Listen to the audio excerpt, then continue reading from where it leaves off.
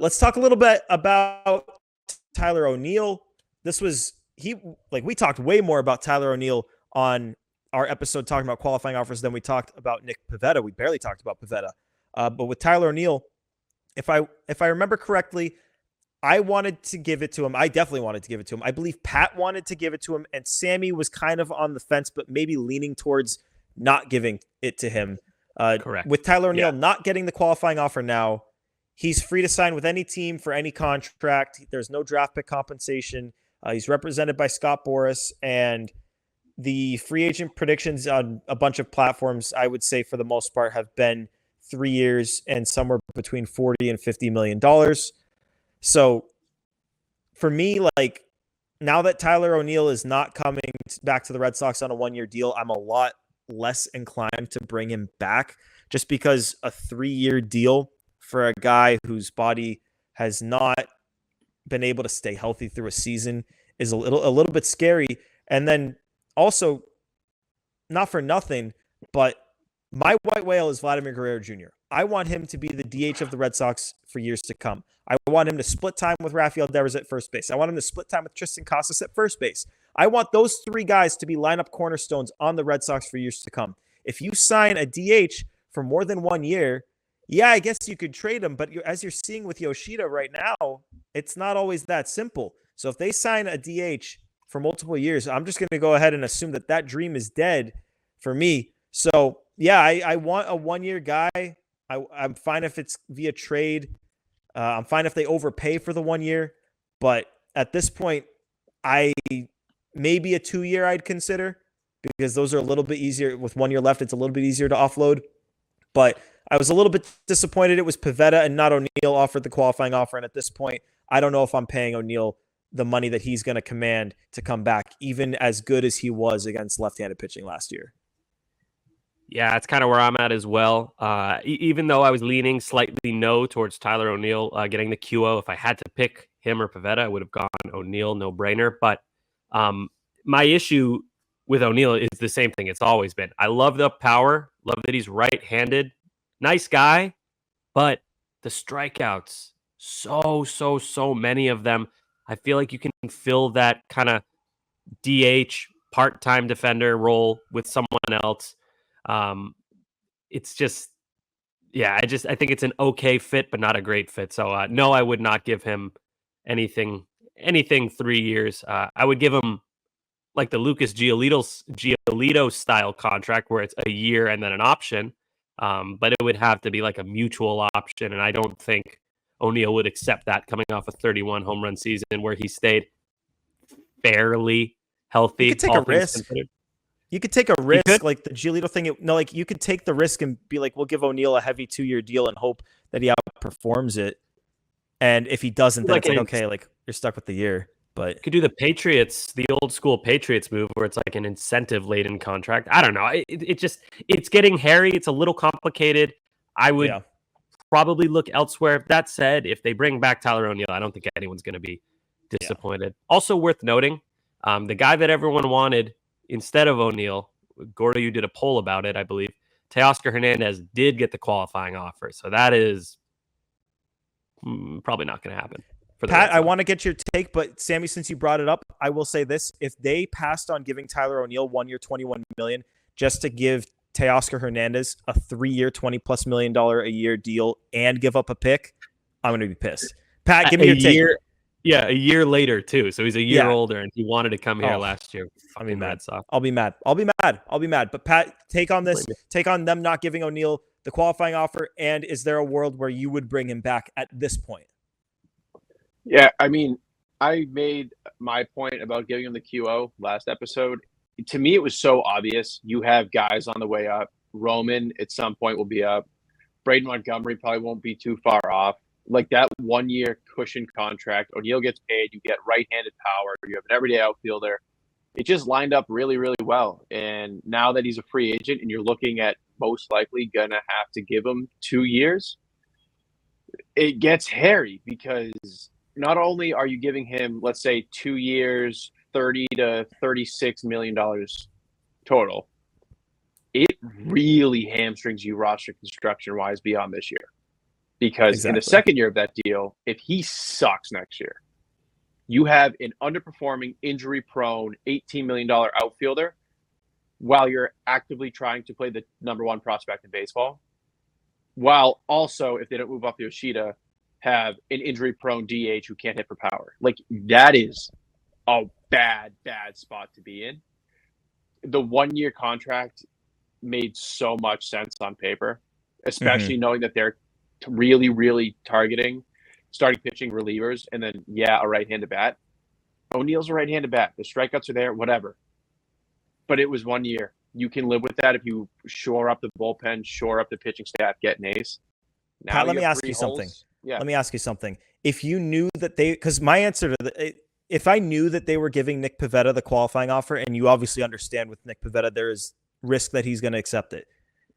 If I had known that they were giving Nick Pivetta the qualifying offer, I would not have given them both the qualifying offer because if they both accept it. Yeah. Okay. So you're on that boat too. Because if they both accept it, you talked about like $65 million to spend. If they both accept it, guess what? You're down to 20 to 23 mil, and you still haven't added your ace.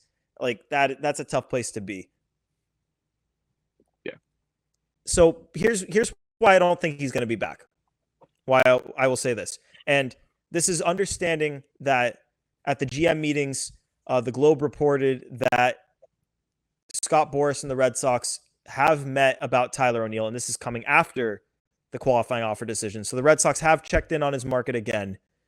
But what I will say is if the Red Sox were not going to offer him a 1 year, $21 million deal, and he's going to command the 3 years and $45 to $50 million that the media seems to think he's going to get. If the Red Sox weren't willing to do 1 year, $21 million, I promise you they're not willing to do 3 years, $50.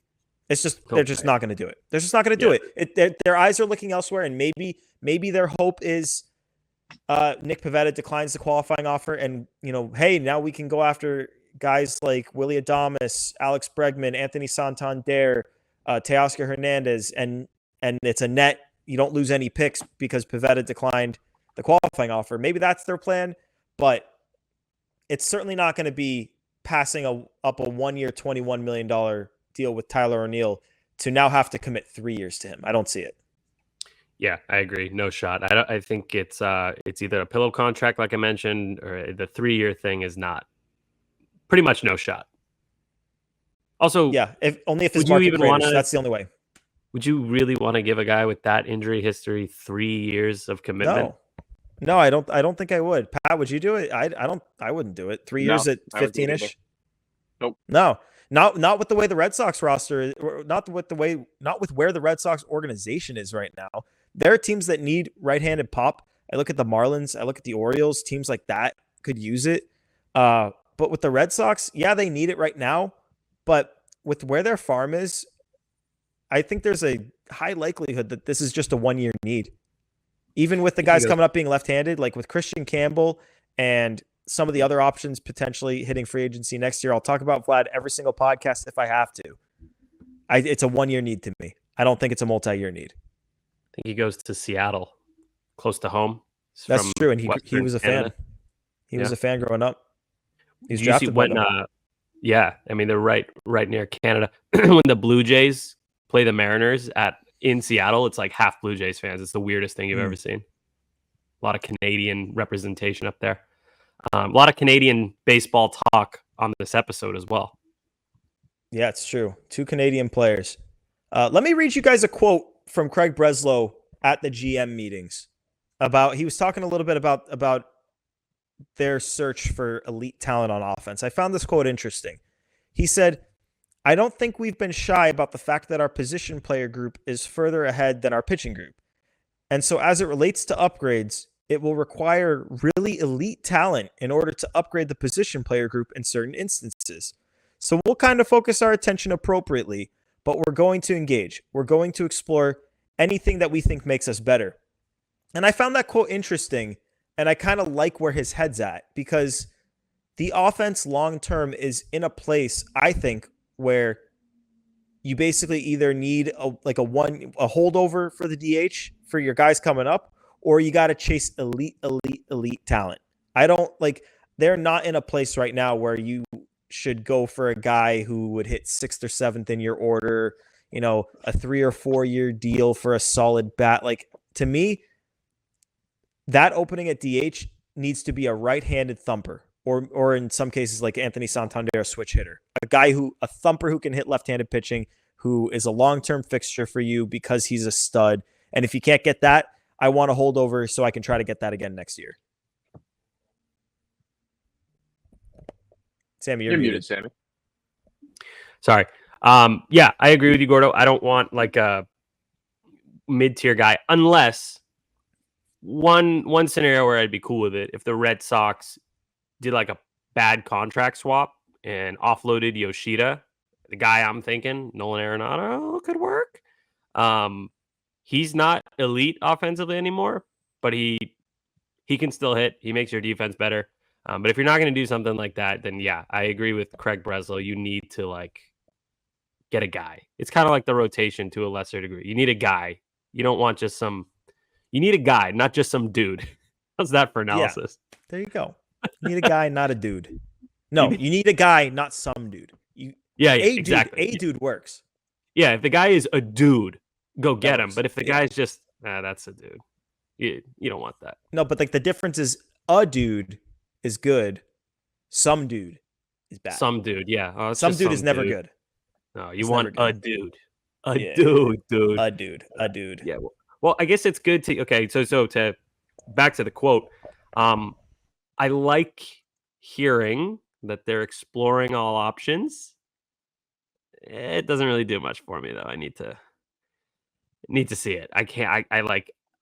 I feel like I've been in a toxic relationship with this front office for years, despite the changes. It's still the same front office, different personnel, same front office, and I've been gaslit. I've been hurt, and I just won't do it again. So appreciate the words, Craig. Let's see it.